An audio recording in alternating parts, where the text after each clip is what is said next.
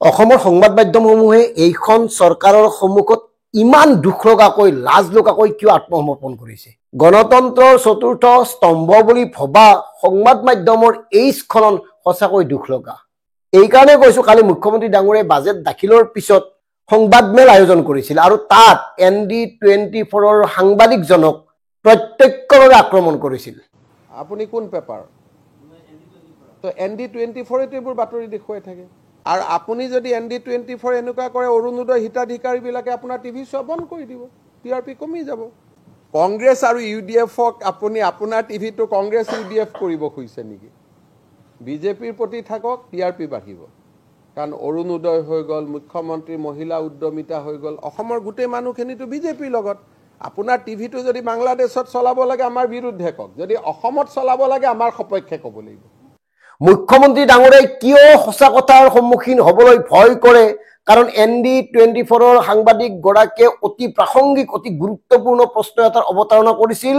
সেই প্ৰশ্নৰ উত্তৰ দিব নোৱাৰি ND24 চেনেলটোক যি ধৰণে আক্ৰমণ কৰিছে, তাৰ বিপৰীতে যদি চেনেলটোৱে মুখ্যমন্ত্ৰীৰ বিৰুদ্ধে এখন শক্তিশালী প্ৰতিবেদন প্ৰস্তুত কৰি বিষয়টোৰ প্ৰতিবাদ সাব্যস্ত কৰিলেহেঁতেন, তেতিয়াহ'লে আমাৰ মনলৈ আহিলেহেঁতেন যে সঁচাকৈ অসমৰ সংবাদ মাধ্যম এতিয়াও নিৰপেক্ষ হৈ আছে, ৰাইজৰ পক্ষত আছে। কিন্তু দেখিলো তেওঁলোকে একো নকৰিলে। তেওঁলোকেতো নকৰিলে, কোনো এটা সংবাদ মাধ্যমত বৰ বিশেষ চৰ্চা নহল। অথচ পৰ্টেল বুলি হাঁহে, যে কিছুমানে হাঁহে নহয়, প্ৰথম শ্ৰেণীৰ সাংবাদিকসকলে পৰ্টেলে, সেই পৰ্টেলসমূহৰে কিছুমানত এই বিষয়ে বাতৰি কৰি বিষয়টোৰ গৰিহণা জনাইছিল।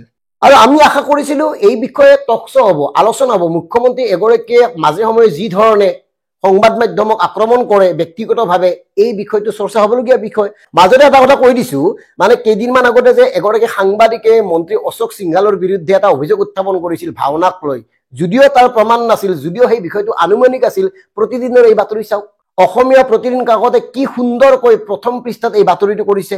চূড়ান্ত স্পৰ্ধাৰে ভাওনাক তুচ্ছ তাচ্ছিল্য মন্ত্ৰী সিংহালৰ, বিভিন্ন অনুষ্ঠানৰ পৰা বাইট সংগ্ৰহ কৰিছিল, চেনেলটোত টকশ্ব হৈছিল। অথচ যেতিয়া সাংবাদিকক অপমান কৰে, যেতিয়া সাংবাদিক এই ধৰণে ভৰ্ৎসনাৰ সন্মুখীন হয়, তেতিয়া কিয় এগৰাকী মন্ত্ৰী বা মুখ্যমন্ত্ৰীৰ বিৰুদ্ধে এই বিষয়টোক লৈ সকলো চেনেলে আলোচনা নকৰে? কিয়?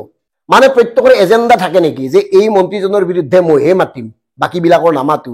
যেনে ধৰি লওক, মানে প্ৰাগ চেনেলে পিজিচৰ বাতৰি নবজায়, কেতিয়াবা মন কৰিছে নেকি? তাৰ উপৰি আপোনাৰ ND24 যিটো চেনেলৰ কথা কলো, সেই চেনেলটোৱে সৰ্বানন্দ সোণোৱাল ডাঙৰীয়াৰ বাতৰি কেতিয়াও নবজায়, বেয়া বাতৰি। এনেকে প্ৰত্যেকৰে এজেণ্ডা থাকে নেকি? কাৰ কাৰ এজেণ্ডা থাকিব পাৰে, এই কথাবোৰ নিজেই চিন্তা কৰক। কোনটো চেনেলে কোনটো মন্ত্ৰীৰ লগত কি ধৰণৰ কাৰবাৰ কৰে, এই কথাবোৰ যদি আপোনালোকে বিশ্লেষণ কৰে, তেতিয়াহ'লে স্পষ্ট হ'ব আচলতে তেওঁলোক কাৰ পক্ষত কিমান আছে। মানে এনেকুৱা এজেণ্ডা থাকে আমাৰ আছু লিডাৰবিলাকৰ দৰে।